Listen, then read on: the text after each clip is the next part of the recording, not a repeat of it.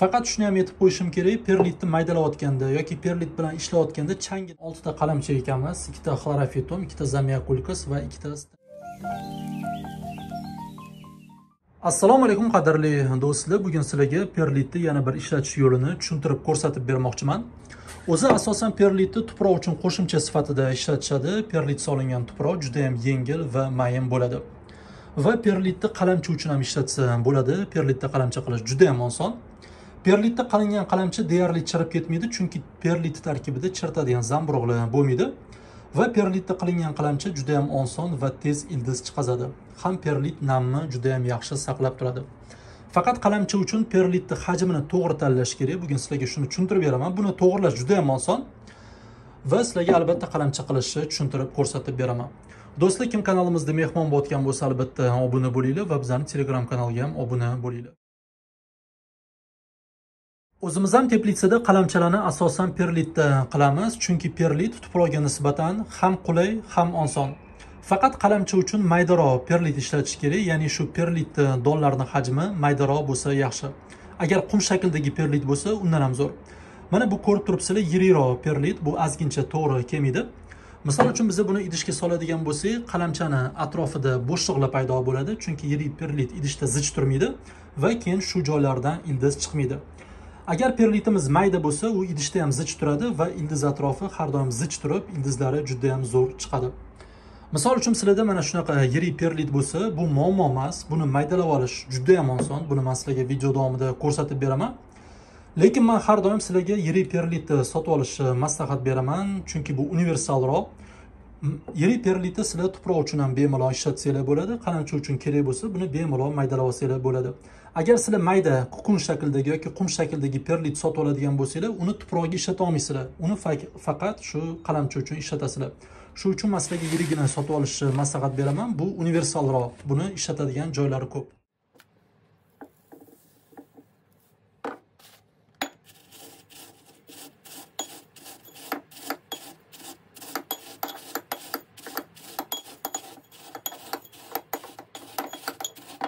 Mana do'stlar, perlitni maydalab olish uchun 2 minutdan vaqt ketmadi. Perlit quruq bo'lgani uchun juda ham tez maydalanib ketadi. Mana kukun shaklida bo'ldi. Faqat shuni ham aytib qo'yishim kerak, perlitni maydalayotganda yoki perlit bilan ishlayotganda changini yutmanglar. Buni zarari bor. Bu ishlarni yaxshisi tashqarida qilinglar. Hozir men bularni hammasini maydalab olaman. Endi sizlarga buni hammasini ko'rsatib o'tirmayman, chunki vaqtimiz ketadi va keyin maydalab bo'lib yana aloqaga chiqaman.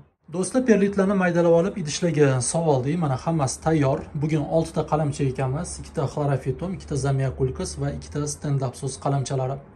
Endi men sizlarga bularni hammasini ekishni ko'rsatib bera olmayman, chunki bitta qo'lda bu ozgincha qiyinroq. Lekin zamiakulkasni ko'rsatib beraman, bu osonroq. O'zi ekishni menimcha hamma biladi, buni ko'rsatish ham shart bo'lmasa kerak.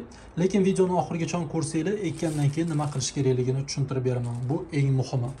Hozir zamiakulkasi ekanmiz. Ekishdan oldin albatta karnivinga botirib olinglar. Mana shu ildiz chiqadigan joyini karnivinga ozgincha botirib, nomiga botirsanglar yetadi va keyin ekasizlar. Mana shu bargini 3 dan 1ni tiqib qo'ysanglar, shuni o'zi yetadi.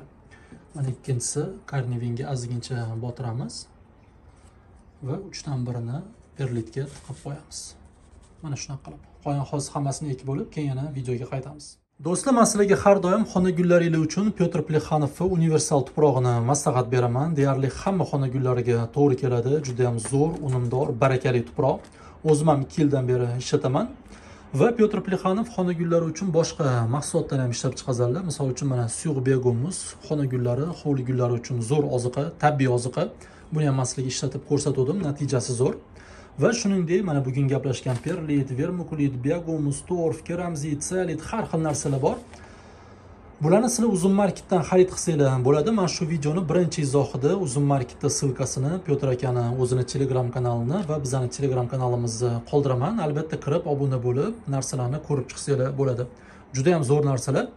Perlit har xil hajmlarda bor. Mana shunaqa kichkinalari ham bor, bundan ham kichkinalari bor, juda ham kattalari bor, juda barakali. Olib bemalol ishlatib ko'ringlar. Har doim Eronni toza perlitini ishlatadilar. Mana qalamchalarimizni ekib oldik. Endi bularni tuprog'ini, shu perlitini ehtiyot bo'lib namlab olamiz. Agar birdaniga suv quyadigan bo'lsak, perlit ochilib ketadi. Shu uchun purkab, ehtiyotkorlik bilan namlab olamiz.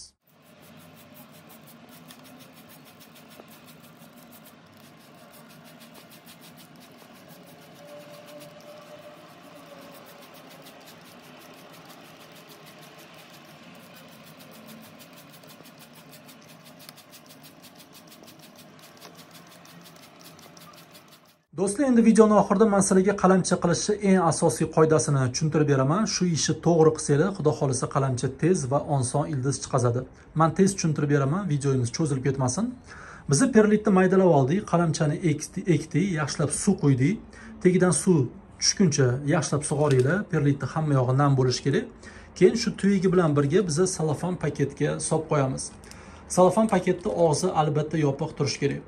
Bu ishni qilishdan maqsad salofan paketning ichida havo namligi yuqori bo'ladi va xudo xolisa qalamchamiz tez va oson ildiz chiqazadi. Havo namligi juda ham muhim. Endi men sizlarga buni parvarishini tushuntirib beraman.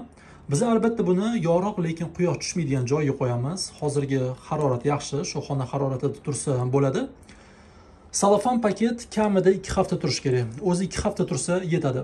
Biz buni har kuni ochamiz, 5 minut shamollatamiz, kerak bo'lsa sug'oramiz. Endi suvi nami unchalik tez qochib ketmaydi, lekin 3-4 kunda bir marta sepib sug'orib tursanglar bo'ladi. Albatta salofan paketni har kuni 5 minutga ochib turinglar. Bo'lmasam dimiqib mana shu kondensat paydo bo'lib, keyin bu chirib ketishi mumkin. Har kuni 5 minut shamollatib turamiz. Va keyin xudo xolisa 2 haftadan keyin salofanni butunlay olib tashlasak bo'ladi. Do'stlar, hali ko'paytirish haqida ko'proq video qilamiz. O'zi endi boshlandi sezoni. Hozir men sizlarga tez tushuntirib berdim. Sog' bo'linglar, salomat bo'linglar. Xudo xolisa keyingi videolarda ko'rishamiz.